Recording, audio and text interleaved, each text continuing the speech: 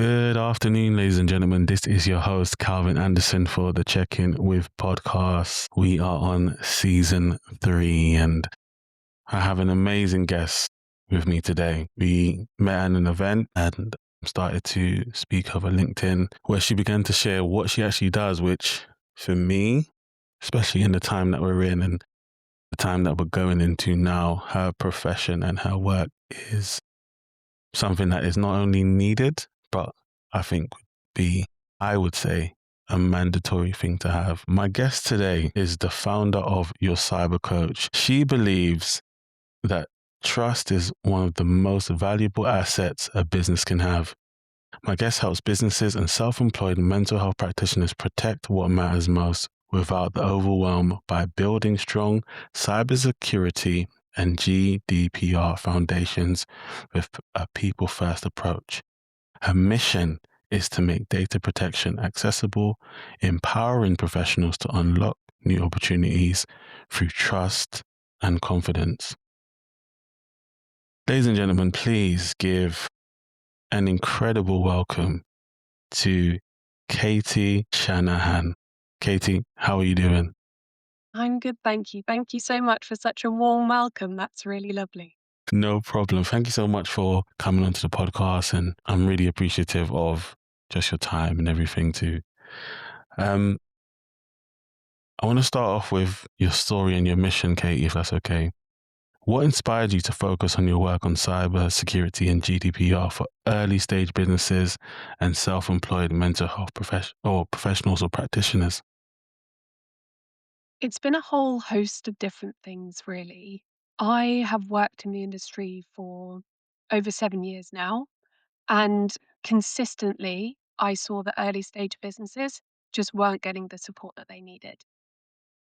It's really often the case that I was working with organizations from startup through to FTSE 100, big brands, big names. But very few of them had secure foundations, one, to protect their business, but two, to protect their clients. And as somebody that believes a lot in people led businesses, if we're not protecting our people, we're not running businesses right. So I really wanted to lead a change there, help businesses put the right foundations in place so that, yes, their business continue and it can be resilient, but ultimately we're also protecting the people too. And I guess just from saying that, like you said, protecting the people. So for you, you've probably seen people who weren't protected and the consequences of that also. Absolutely. And it's a really interesting one from a mental health perspective because a lot of people say to me, well, if these things are happening so often, why don't we hear more about it? Yeah. And actually, the reason why we don't hear more about it is people feel a lot of shame when one of these incidents or things happen to their business. Because obviously, outwardly, particularly in the world of social media, we want to be putting out this impression that we've got everything together, that everything's going well. And then when suddenly things don't go well, people don't know where to turn, people don't know what to do, and it feels incredibly isolating. So, absolutely, that sort of it can have a real visceral impact for people, particularly at that early stage, because it's their business, right? It's their thing that they're growing, and it can really impact how they feel in themselves too. Yeah. I love how you spoke about, people having that, outlook appearance of everything's going well, everything's going good. And the reason that it's not mentioned a lot is because of the shame people carry. And I guess from when you mentioned about the mental health aspect, if we are painted in a way where everyone sees the glitz and the glamour and this kind of high profile figure, that if they saw the vulnerable aspect of that individual, their whole kind of perspective and thoughts about that person may change, which then could, I don't know, for the person, depending on how strong they are in themselves, how much they believe in themselves, could have an effect also. Absolutely. And I think that sort of identity piece is really important too. So, having engaged with some founders recently who they had their LinkedIn taken over, they had their Facebook ads taken over. Not only is it having their business impacted, this is their name, right? their name is being changed and represented as somebody else. And so it can have a very personal impact on people and the way that they feel. And because, quite frankly, we don't yet have a society, I don't think, where we do embrace those difficult times and we can openly speak about those things, it's a really difficult situation for founders to be in. So I think one of my biggest takeaways that I hope people do take from this is you don't need to carry this on your own. It's the same with mental health, right? There is support out there. You don't need to carry this on your own. You're not alone. And actually, by speaking to other people about the sorts of experiences that you've had, you enable them to learn from those experiences too. So there's a lot of crossovers with the mental health spaces. A lot of crossovers. Thank you for saying that, Katie. That's so inspirational. My next question for you: why do you believe cybersecurity and GDPR are people's issues first, not just tech or compliance issues? So many different reasons. I think for a lot of people, when I introduce myself and I say, I do cybersecurity and GDPR, you can see people's eyes glazing over. You can see them thinking, oh my gosh, don't talk to me too much about this. I'll realize that I haven't got the right things in place. Because they have been fed this idea that you need to be deeply technical or you need to have a security background or a compliance background to put things in place.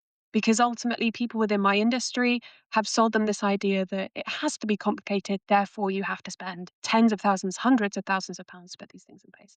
It's just not the case. And actually, if you don't start with the people and with the business, with the way that the business works, security, GDPR are never going to be effective. We've all seen it, whether we've worked in different industries or large organizations, or even as a consumer.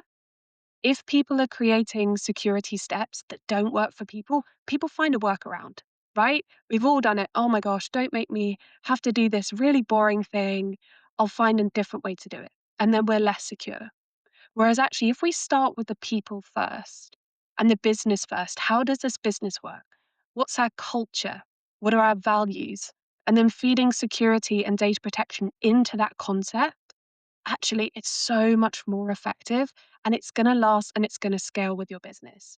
Because technologies can change, but ultimately, if you're creating a culture, if you're creating values, if you're creating ways of working, the idea is that they scale with your business. So that's why I believe in people first protection. And also, ultimately, it's the people that are impacted when things go wrong. So if we're not starting with the people first, we're not going to be able to support people when those things happen. If we're not starting with people first, then we won't be able to. Yeah, I love that. People first. And that really hit home with me because, and what I'm taking from what you just said, and you can definitely correct me, is making sure that the person is secure first in their relationship with you and obviously what you offer to then go into their business and obviously set up the security and everything that they need that makes them comfortable and aligns with their values and their culture, whether it be personal or for business. So I really think that's so powerful. And I think it's something that in business we often forget about, particularly, within large businesses, it's money first, money first, money first. Yeah. But if you don't have the people behind it, it's just not going to be effective. It's the same within business as it is for security. But I think also from a crisis perspective, when things go wrong, the thing that you need to protect is people, right? If, you can have technology in place, but you need to protect people. What a lot of people forget when it comes to data is we think of it as this intangible thing, right? We're all on our devices all the time, or we're, writing things up all the time, sending emails. We forget that this is data that relates to people too. Yes, there's stuff that relates to our business, but particularly for mental health practitioners, if they're writing session notes about somebody, it's basically like somebody's given you access to their secret diary, and we need to treat it as such. We need to treat it that this is not just notes that we have that are helpful for us to do our business. This is people's very personal information that they trust us to protect. And so that's why I talk about trust is a business asset. It's one of the most important assets that runs business. It always has and it always will be. And if we're able to evidence that to others and show them, look, not only do I say that I care about you within our supportive relationship, but actually I can prove that I protect the stuff that matters to you and to me as well. That just creates such a stronger relationship that you can have between you and your service user. I might have to use that for your episode in terms of protecting the things that matter the most to you and themselves. Is That's very powerful. Katie, why do you? Because you said something in the beginning when you said that's where you feel businesses fail. They kind of lose that sight in terms of it's about the money, money, money, rather than the people. Why is it that way, would you say? Feel like that's one of the big existential questions of where we are as a world. I Yeah, think, I mean, ultimately, from a practical perspective, we live in a capitalist society, right? So very money true. makes the world go round. That's what we are. We have been led to believe that we have to lead with money and maybe people will come along with that.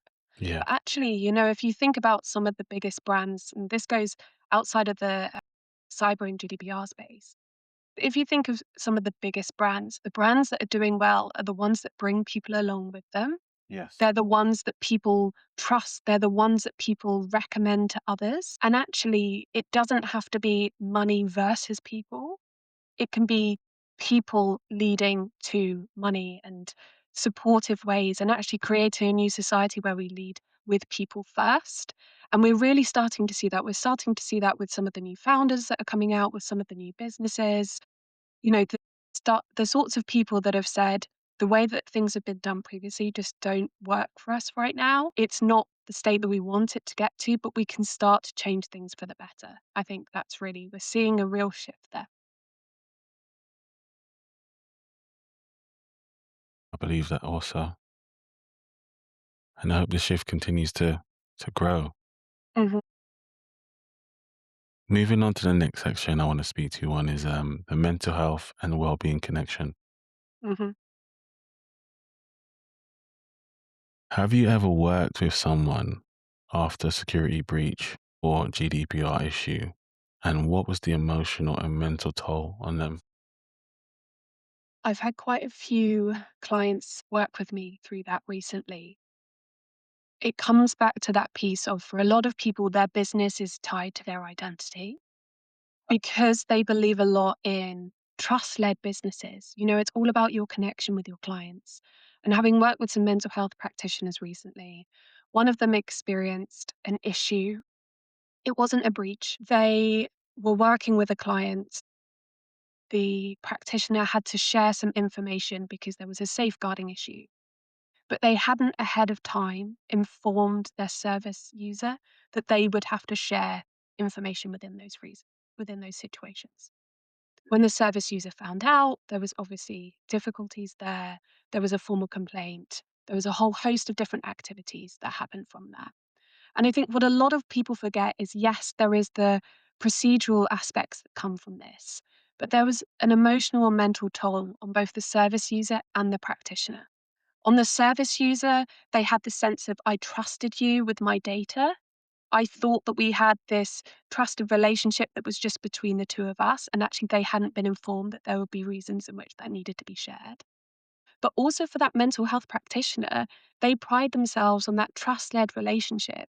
And particularly, the different people that we have that run businesses, we see a higher proportion of people who are neurodivergent. You also see bigger things like rejection sensitivity. If one of your clients starts to push back and complains about the way that you protected their data, that can really have a very visceral impact on your body and how you feel. And so you're having to navigate the procedural side, which is, how do we fix this? What do we do next time? How do we make this more transparent? How do I align with what's expected? How do I deal with a complaint procedure? Mm, But then also the very emotional and mental toll of, oh, who am I? What's my identity? I thought I was somebody that looked out for people. This person doesn't trust me anymore. This feels very personal. And I think sometimes when people think about, oh my gosh, not GDPR again, or I did that training in 2018, which is what I hear a lot, yeah. is actually forgetting that these are activities and processes part of your everyday. It's about running your business and protecting data as part of that activity. And as part of being a trust-led business, it's about having those processes in place to protect you and to protect your service users. So it can have a real sort of 360 impact on the people that are involved, from the referral company to the practitioner to the service user, all of those different things. It's never just, this incident happened, now we moved on. That's a much bigger picture to it all. Yeah. And I love how you spoke about you know, if someone's not protected or they don't feel protected, the viewpoint of how it shows up in the body and shows up in their reaction. Hmm. Because I guess, not even guess, from a general sense, when you don't feel protected, it shows. Yeah, It shows. absolutely. And that sense of, a lot of the work that I do is not just helping clients put these steps in place. But actually, a lot of it comes down to those very human emotions around security, protection, peace of mind, having confidence. And it's no longer just, that classic tick box, have you ticked all the boxes, but actually back to that mentality of people first protection. Is this helping us? Is this protecting us and our service users? And I speak a lot about this idea of make these topics strengths, not stresses. Mm, When you've got these steps in place, when you've got processes that work for your business, when you've got the right protections in place, not only does it give you peace of mind and confidence and all of those things, but it means that you're able to position that to other people. And that can be positioning it to clients, that can be positioning it to referral companies, that can even be things when it comes to funding or investment. It's being able to evidence those things too. So I think all of that just paints a really important picture that it doesn't have to be yet another stressor that we have because, running a business is difficult enough and living our lives within certain circumstances can be difficult. But actually, these things can become strengths for you. wow. Thank you for sharing that, Katie. And I want to ask you this one, turning it on to you. How do you personally manage your own mental well-being as a business owner in a high stakes industry? It is an ongoing process. I would say it absolutely is. And I think that's the same for all business owners, whether you're early stage or established. Mental health and mental well-being come into play. What has been really helpful for me is engaging with people outside of my own industry. Because as you can probably imagine, and I think it's the same for a lot of mental health practitioners too, they're used to seeing some of the toughest experiences that people can see, and you start to think that that is what everyone is experiencing all the time. So I have a higher likelihood of hearing of people being hacked or experiencing breaches or having very sort of deeply personal things happen to them in their really difficult times. It can be very helpful then to engage with people outside of the industry and see, yes, these things do absolutely happen, but this is not necessarily the norm for every single business owner. I think also what's been important to me is working on some of those things that we all experience. Like I mentioned earlier, one of the biggest things that business owners experience is rejection, right? You experience rejection every day. Even if you have a good experience, something, you have a new client, that's really exciting. You might have something else where the client decides not to work with you. Or you might put yourself forward for an opportunity and one opportunity works, but the other one doesn't. And I think being able to distance yourself from this is not a personal attack on me.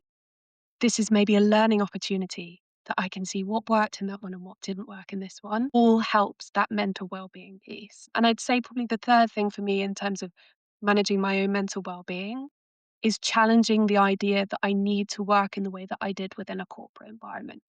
Mm, Because that sort of 9 till 6 or longer every day doesn't recognize that actually people have peaks and flows of energy, of motivation, of creativity.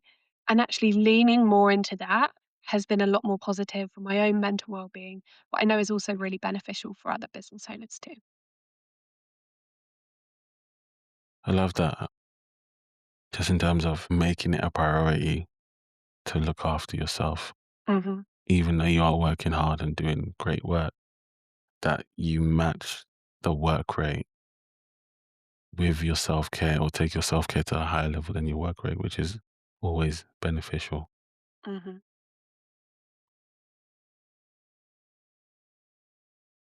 Moving on to the next section, I would like you to debunk myths and conceptions. Katie, what's the biggest myth about GDPR and cybersecurity that you wish every business owner knew? There is so many. I think one of the biggest ones is having your head in the sand is not a strategy. Wow. I think for a lot of business owners, I hear a lot of that sounds important, but I'll get to it later. And what that often forgets is one, I think there's a statistic that says a small business is breached successfully every 19 seconds. So Wow. these things are happening all the time.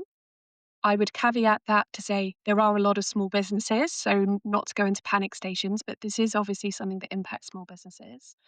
Malicious people recognize that, or criminals recognize that small businesses are an easier target, so they will target those businesses.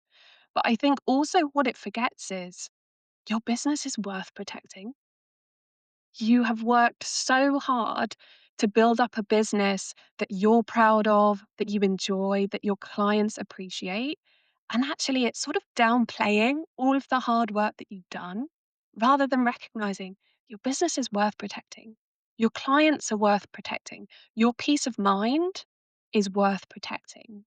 And so I think that shift just really helps people see doesn't need to be complicated. I can start with smaller steps, but it is worthwhile putting these steps in place to protect everything.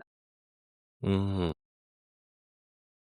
Wow. Why do people put their head in the sand, Katie? Obviously, from a visual standpoint, you would think doing that there's safety. But if it's just your head in the sand, everywhere else is still vulnerable, still open for Mhm. breach, if you want to say. Yeah, why do people resort to that rather than going towards the problem with a solution, or working with someone such as yourself to actually do something that's actually going to work and happen and secure the business? Yeah, it's really interesting. It comes into different buckets. Hmm. So for some people, it's, wow, that sounds too complex. I don't even know where to start, and therefore I won't, right? It's like this, the complexity bucket. This is too difficult, therefore I can't do it. There's also, which I think, we can all relate to, there's something more interesting that I feel I could be doing instead of this. The Mm, classic sort of boring business piece that we all go, I'll put that off till later. And that's why I'm a big believer in working with people, you know, doing implementation together. Because if it's down to us to just make sure that we do it in our spare time, it's not going to get done. Whereas when we have that support, when we have that accountability, when we have that follow up, when we have that ability to ask the silly questions, which I think we all can sometimes feel quite embarrassed about. Should I know this already?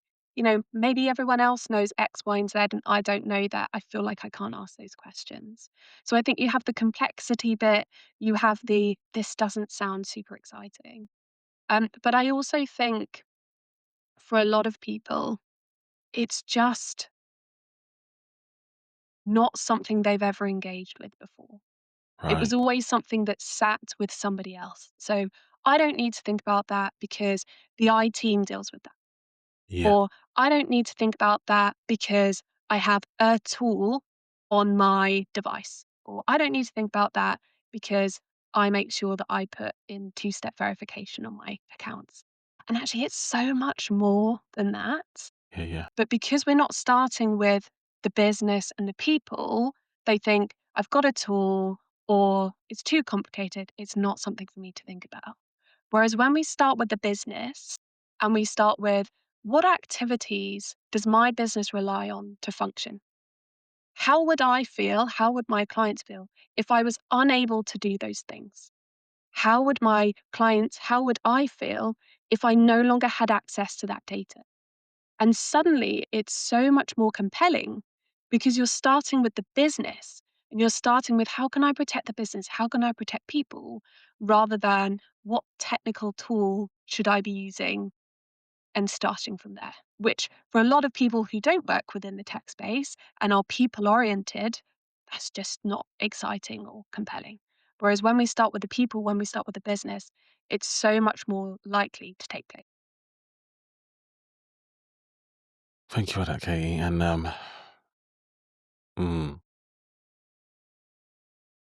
and the word that comes to me as you were speaking was accountability. Like you said, we're in a time now where we have to look at these things, whereas before, like you said, it was the IT team, Hmm. and they were handling everything, and we didn't have to lift any sort of kind of finger when it came to cyberspace or the tech side of things.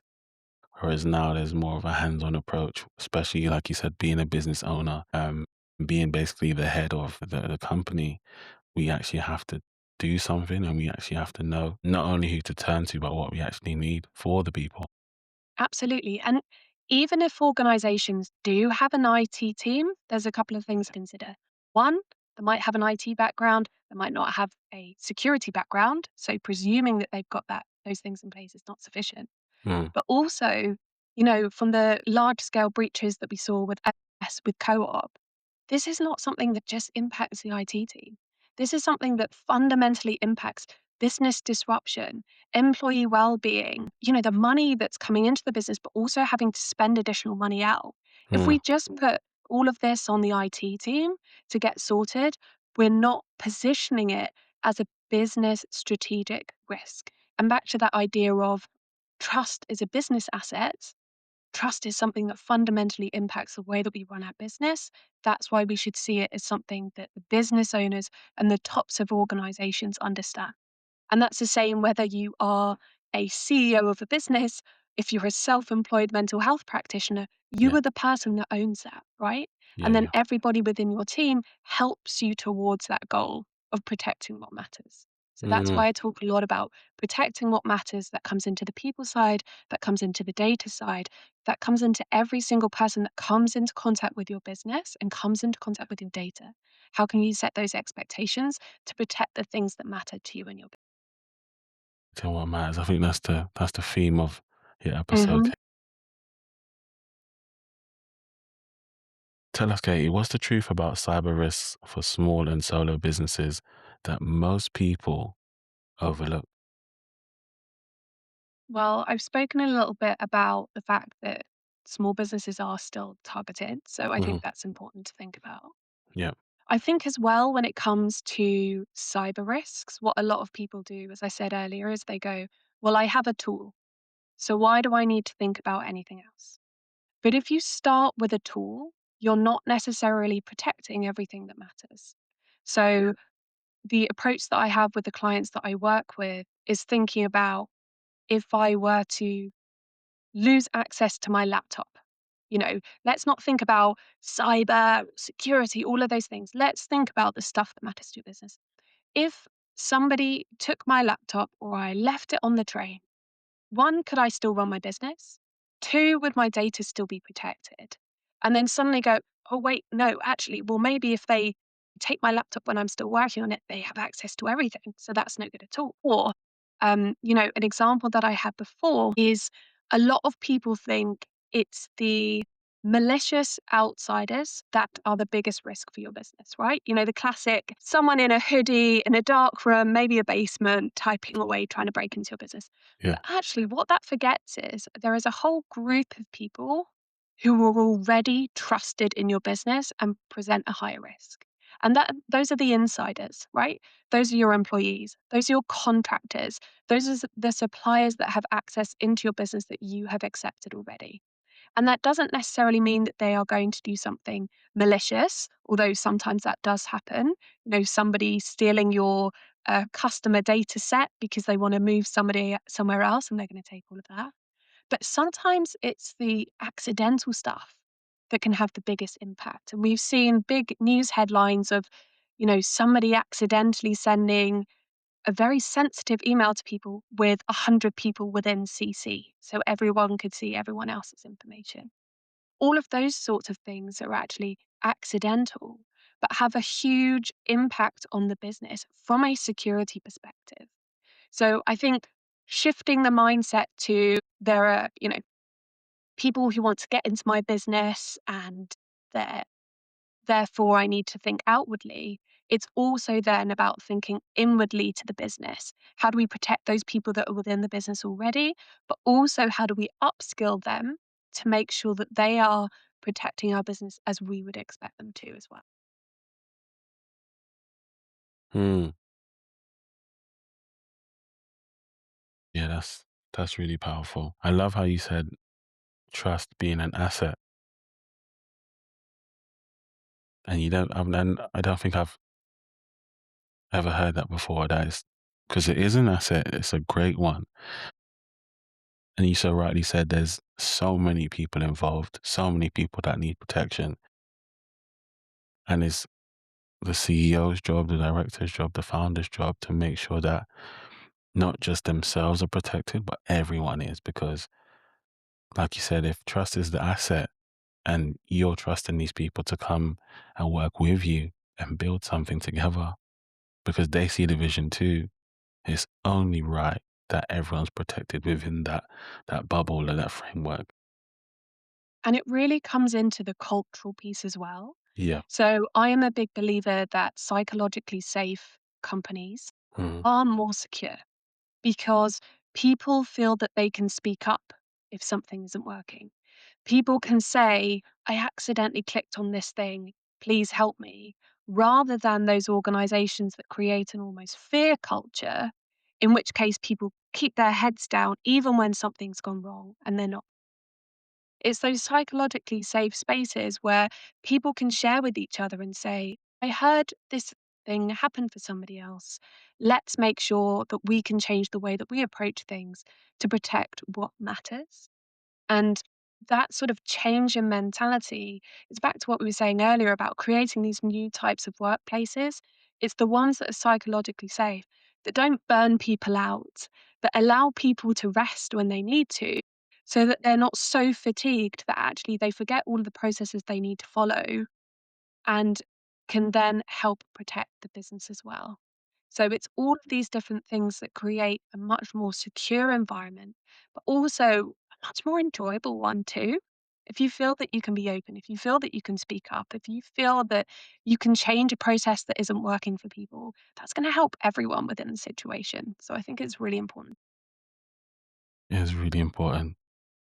My next question for you, Katie, just within the myths and misconceptions, how can better cyber and GDPR practices actually help business owners grow their business? I think for a lot of people, the idea that it can help them grow their business feels really surprising, right? They tend to think of cybersecurity and GDPR as a box to tick or something that they have to do or a very sort of protective, preventative measure. Hmm. But actually, more and more, we are seeing large organizations, and then that funnels through saying, if you want to work with us, you need to prove that you have these practices in place. And so what we then see is that those organizations that are able to easily evidence, look at how we protect data, are more likely to get those deals done quicker, are more likely to be able to close those bigger opportunities, are more likely to be able to work with larger organizations. And yes, we're seeing that from a larger organization perspective. And I think some people then go, well, I don't want to work with those larger organizations, so I don't need to think about it. As with everything, we start to see a funnel through. So at the moment, it's those large organizations that are requiring it for their suppliers. Soon it will be their suppliers asking the smaller organizations to prove it too. And we see that again with referral companies when they work with their mental health practitioners, who are starting to say more regularly, and depending who you work with, say it a lot more often, show me how you protect these people's data because we are trusting you as one of our practitioners. We want to be able to prove that that trust is worthwhile. So when you're able to prove that that trust is based on strong foundations, actually you open up so many more opportunities. And that can be a selling point for your business. It can be a selling point for your clients. It can be a great way of positioning your business as well. where often people tend to think that things will be less professional or, less protected. Actually, being able to position that to those people help you grow your business. And by putting measures in place that are simple, scalable, and sustainable, they work for people. Actually, it's so much easier to grow a business sustainably because you're not making it super complicated. It grows and scales with your business as your business scales. So, all of those sorts of things help organizations grow their business, their opportunities, and ultimately the way that they want to impact further and more people. I love how you mentioned about the impact and how it can obviously scale the business, not just in numbers, but in people, Hmm. in trust, in security, in, you know, feeling safe overall, Hmm. because safety is mandatory, right? When it Hmm. comes to being in a business or being in a workforce whereby, you have things that you need to look after personally that this job provides for. So security at its highest level is something that needs to be in place. And it's really interesting from a language perspective.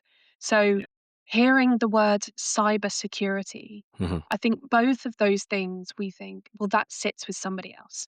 One, cyber, what does cyber even mean? So, a lot of people are going, well, I don't know what that means. So, it doesn't mean anything to my business. But also, security, if we think of security as a job, we tend to think that's somebody else protecting me. Whereas within GDPR, we talk about data protection. And I feel like protection feels a lot more personal. It feels a lot more, particularly when we're thinking of mental health practitioners, they want to help people protect themselves, protect their well-being, protect their mindset.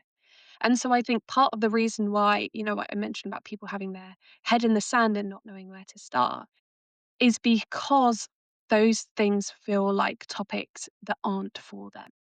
And Mm, so I think some of this is the educational piece of actually this very clearly aligns with the things that matter most to your business. You care about protection, you care about your clients, you care, full stop. yeah. Let's evidence that you care. Let's evidence that you can be trusted. Let's evidence that you can put all of those things.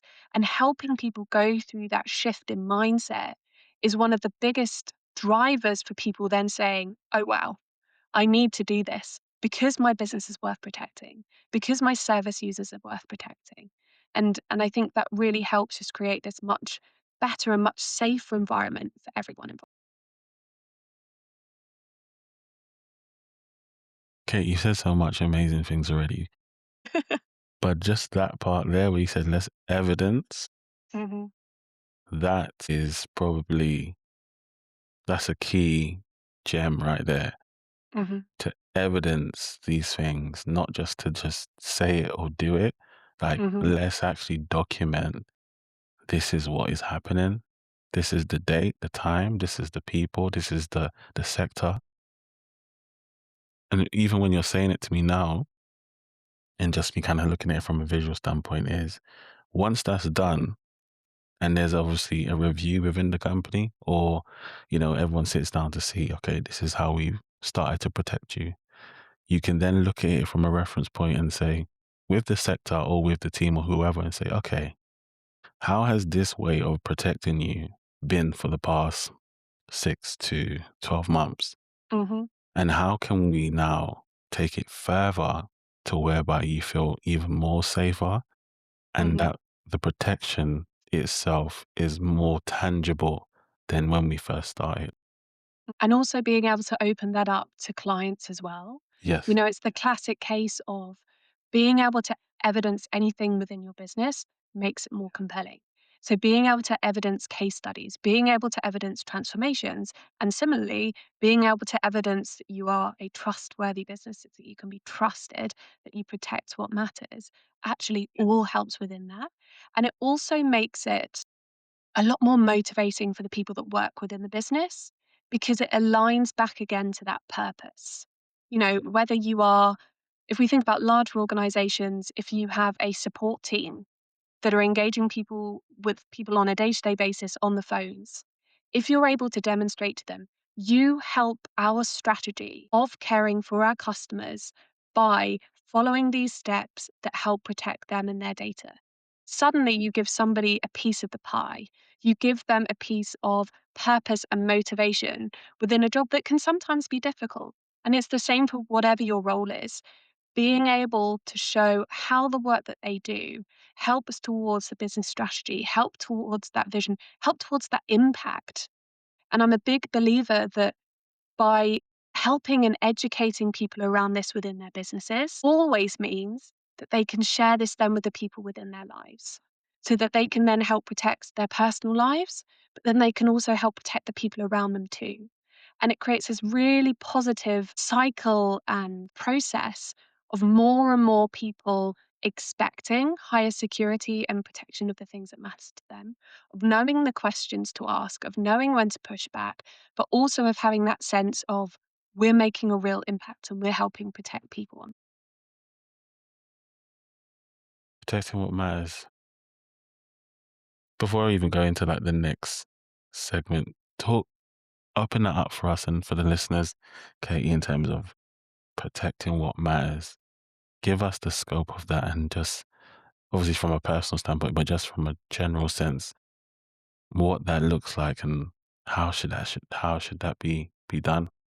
So for me, protecting what matters is a business philosophy and a life philosophy as well as the work that I do day to day. From a business philosophy and a personal philosophy, the things that matter most are things like your health, protecting your well-being, protecting the relationships that you have, protecting, all of those different things. It's deciding what matters most to you and then protecting those things. It's the same then within your business.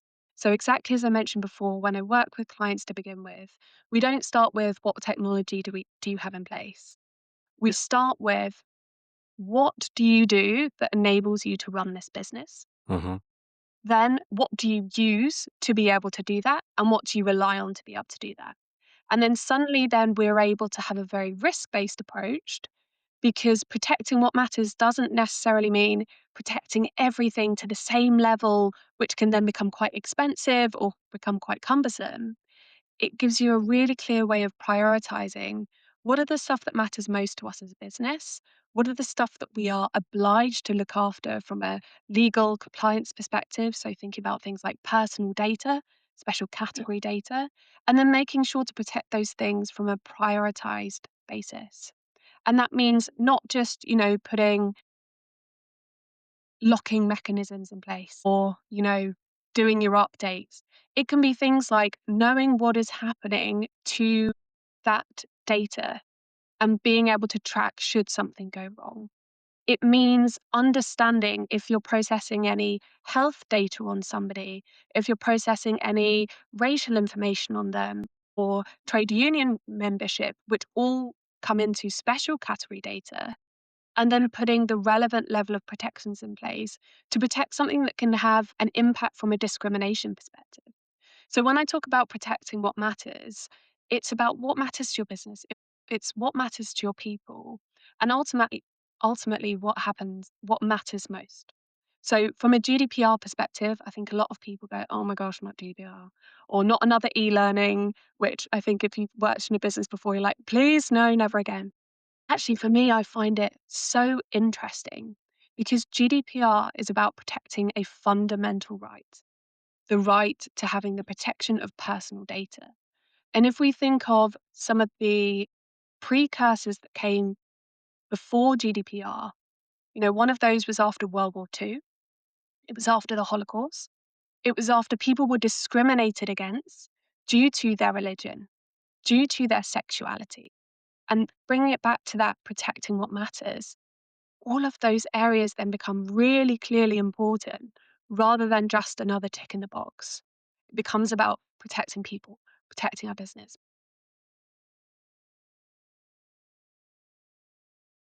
Thank you for taking us further into that. Practical advice and empowerment, Katie. If someone feels completely overwhelmed by GDPR and cybersecurity, where should they start? So, first of all, I would just like to say it's completely normal to feel overwhelmed by those topics if it's not something that you have a background in. So it's completely understandable to feel that way, and you don't need to continue feeling that way. I think one of the first things that you can do is understand a little bit more about it. So, what does that mean for your business? For my clients, when I do that, we have a training session, starts with the real basics. What are the simple things that you need to do? But just as I was saying earlier, sometimes it can be a case of just take a step back. What are the things that matter most to us as a business? And what can I do to protect that? So, really bring it back down to what is what are the activities that we do as a business? What are the steps that we can take to protect those things that matter most? And already just understanding what matters and starting to think about those protections and putting those protections in place, you're already improving the way that your business works. You're already improving the way that you protect people and protect data. So it doesn't need to be super complicated. It doesn't need to be buy an expensive tool. It can just be increase some of your understanding and then start to put some protections in. Thank you for the breaking that down. Because even for me, even asking the question and thinking or getting into that headspace, what your answer did is it calmed me down too. So I Mhm, know for the listeners, they're going to be like, okay, so I can do this. It isn't something crazy.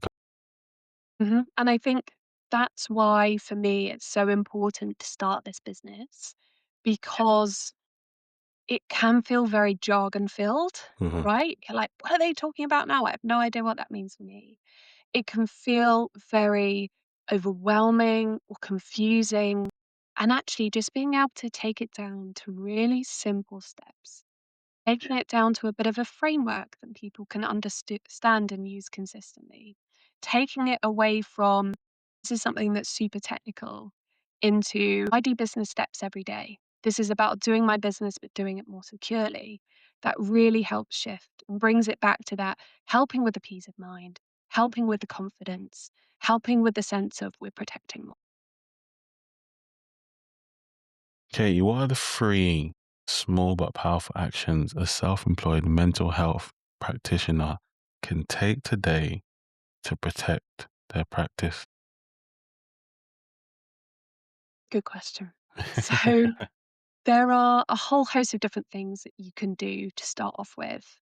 But I think for a lot of mental health practitioners, they have the mentality of we have a privacy notice on our website, therefore we've got GDPR covered. And I think one of the biggest shifts that people can do, one of the big, small but powerful actions, is actually shifting that mindset to realize a notice on your website is not going to. And when I work with clients, I talk about a pyramid view and starting at the bottom. We don't want to be creating documentation, policies, processes before we've actually put those protection measures in place right at the bottom. And by putting those protection measures in place right at the bottom, you're then able to set those expectations with anyone that comes into contact with your business because you've put those measures in place rather than I downloaded something from a website, therefore I'm fine. So I'd say one of the first steps then is that shift to realizing actually perhaps there's more that I could be doing to protect myself, my business, and my clients. But then I also think it's some simple things that we can do day to day. So another one, if people haven't done this, please do this as soon as possible. For your email, for your social media, for any of those accounts that you work with people outwardly, please use a unique, complex password and two-step verification. I know I mentioned it earlier, but this is one of the smallest but most powerful actions people could take. The reason why I say this is if somebody can get into your email, they can most likely get into any of your other accounts. Because if we think about it, if they want to get into one of your other accounts, they press forgotten password, you get an email through, and that then sets them back up. So please, when we're talking about protecting what matters, think about the people that you engage with. You have your clients via email, you have your suppliers via email, you have your accounts via email. Make sure that you protect those systems. And then another one that I would say is, which a lot of people don't do or forget, is making sure that our backups work.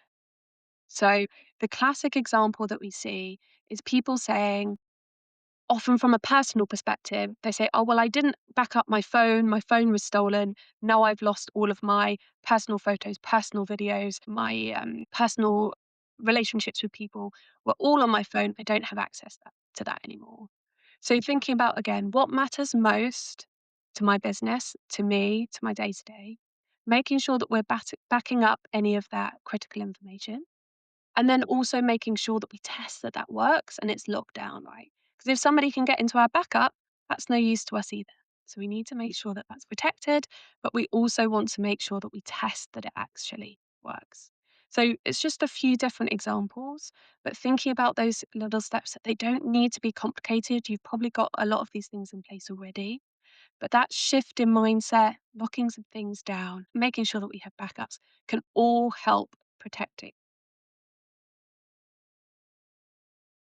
Practitioners, you heard it here first. First and foremost, please get in touch with Katie because this is her line of work, and I'm sure, not even sure, I know she'll be able to make sure that everything is secure when it comes to protection of our clients, protection of our notes, our work. So please do reach out to Katie. Katie, your offers and impact and future vision. Tell me or tell us about your GDPR training for mental health solopreneurs, and how does it work, and how have past clients benefited? So I actually hadn't planned on setting up GDPR training for self employed mental health practitioners. It was something that I hoped to do in the future, but I ended up having a workplace coping coach. So that's somebody that is brought in via access to work to help people who have been recently diagnosed with neurodivergence or other conditions. And they went through a number of GDPR breaches that happened. This was somebody that had gone through training before. This is somebody that had worked with businesses in previous circumstances where they put things in place. And what happened was they were used to, just as I said with the security space, they were used to that being handled by someone else. So they thought that because the referral company had steps in place, that they were protected. But what this often forgets or ignores is that as the self employed mental health practitioner, it is down to you to make sure that you protect your personal data. So after I supported them with their data breaches, they requested, could I please have some GDPR training to help me understand what this means for me and my business? Because we may have, understood the principles before or heard about subject access requests before. If we don't understand what this means for us, our business, and the way that we work, we're never going to put these steps into place. And so the way that it works, it's a 90-minute small group online live session where we go through, what does GDPR mean for you as a self-employed mental health practitioner? What are the steps, the simple steps that you can put in place to protect you, to protect your clients? And then we have a live Q&A, because what a lot of people have experienced in the past is, maybe they've gone through online training. If they have any questions, there's nobody that they could ask those questions to. Or if they had a particular circumstance, they never had that opportunity to get insights from a specialist. And so that's why I combine both of those things. And actually, the feedback has been incredibly positive. I mean, it's really lovely the feedback that's come through from coaches and psychotherapists and therapists in the past. Because even those that have gone through training previously have all said, I learned something new. I felt heard. I could ask the questions that I needed to ask. And the things that I've learned are going to help me protect my business moving forward. So, all of those things are real motivators for me to make sure that I can help protect the services that matter. Mental health is something, mental health support is hugely, hugely important for society and for people. So, it's important for me to be able to help those people protect what matters and protect. And I will definitely be having a conversation with you as well soon. So thank you. Katie, what message would you give to a self employed mental health practitioner or business owner who wants to protect their practice but feels overwhelmed? I think I would say what I said at the beginning. which is you don't need to do this alone. It's exactly what we said from a mental health perspective. It's the same when we're talking about these topics too. Hmm. Rather than the view of, I'll keep my head down, I'm sure I'll be fine. Your business is worth protecting. Your clients are worth protecting. It doesn't need to be complex, but it's absolutely worth doing to help you protect what matters and unlock new opportunities. Amazing.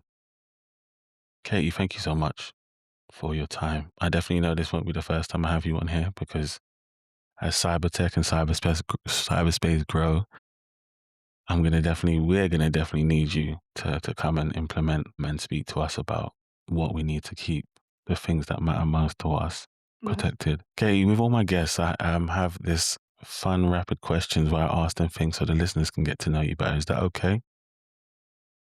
Okay, my first one is, Katie, if you could work anywhere remotely in the world, where would it be and why? If I could work anywhere remotely, Yeah. I'd love to be somewhere near a waterfall. I think there is something so grounding about being near water, but also I think that the world and nature is absolutely beautiful and stunning. And being reminded that we are a small piece of something so beautiful and so magical is incredibly important. So I think somewhere near a waterfall would be delightful. Amazing. Katie, if you had to choose one superpower, what would it be and why? I've been watching lots of interviews with the Fantastic Four team, so they've given me some ideas of different superpowers. I think if I had a superpower, I think it's a classic. I'd love to fly. I think that would be very cool. You have a lot of freedom. I think as long as I know where the planes are going to be and how to protect myself from birds, I think that would be grand. That would be fantastic. And just, I think, again, to be able to look over the world and new landscapes would be one. Katie, what's your favorite cuisine? I am a massive foodie. So, I mean, one of my favorite cuisines is just any opportunity to eat more food. Um, I have very much been enjoying modern European recently, which I don't know if there is actually a bucket for that, but we've been to a very nice restaurant recently, which is just delicious. But yeah, any opportunity for good food around your loved ones, delightful. Katie, do you have a favorite book and film? In terms of a favorite book, I that's a really difficult one. It's like when parents ask, "Can you name a favorite child?" I think that's so difficult because books are amazing. I One book that has really stuck with me is the book called The Song of Achilles, which is sort of a modern retelling myths and stories, but it's just so beautifully written. The story is so gorgeous and yeah, really beautiful. Would thoroughly recommend. Amazing. What's your favorite season? Season, it would say I love spring. I love spring when the flowers start to come out, when everyone's feeling a little bit more positive, when it's been a bit of hibernating over the winter, and just everyone feels like they've got a new lease of life, which I think is Do you have a favorite quote, Katie? favorite quote. I think be the change you wish to see in the world Mm, is one of the most powerful quotes ever. And I think that doesn't necessarily need to be big impact. It can be you feel like there should be more kindness in the world. So you're being extra kind, But I think that idea of be the change that you wish to see is really beautiful. okay, here's the last one. And this is more of an advice for anyone who wants to get into your field, Katie. What advice would you give them? I would say look at the sorts of skills that are put out in job descriptions. And even if you don't have a technical background, think about the ways in which your past experiences will help with those areas. So they might say that you need to be working with different stakeholders, even if you've never done that within a security. Your ability to be able to translate technical topics to business people, or your ability to be able to empathize and not just give people best practice, but actually sit in their shoes, are so important and so needed within an industry that, quite frankly, needs to do a lot more to work around communication, working for people, improving things. So I think being able to shift your mindset from, I don't have X background, to my background is worthwhile and it's needed. Also giving yourself some patience. The security industry in particular is going through a really strange time at the moment, particularly with the increase in AI. And so we're seeing some of those junior roles just decreasing in number of size. Be patient, consider being flexible, look for different opportunities. But we absolutely need diverse mindsets, diverse skills to create a better workforce. So keep. Well, Katie, someone's heard you today and they want to reach out and get in touch with you. What is the best way for people to contact you? So, if you wanted to explore more about the training, head on to my website, YourCyberCoach.co.uk, and click on the GDPR for coaches training there. If you want to understand a little bit more about me, then you can connect via LinkedIn. So, Katie Shanahan, and then I talk around cybersecurity and GDPR. But I would say probably my website and my LinkedIn are the best ways to engage with me. And please do reach out, even if there's something that you disagree with what I've said today. I love learning from people, I love engaging with people, and I'd love to help too. So please do get in touch. Well, ladies and gentlemen, I have been your host, Calvin Anderson, for the Checking With podcast. We have had the impeccable, the incredible, the insightful Katie Shanahan with us today.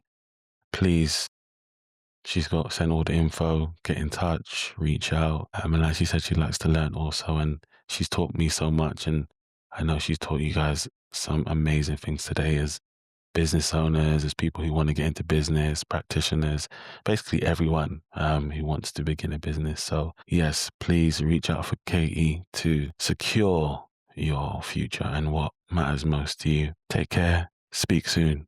God bless.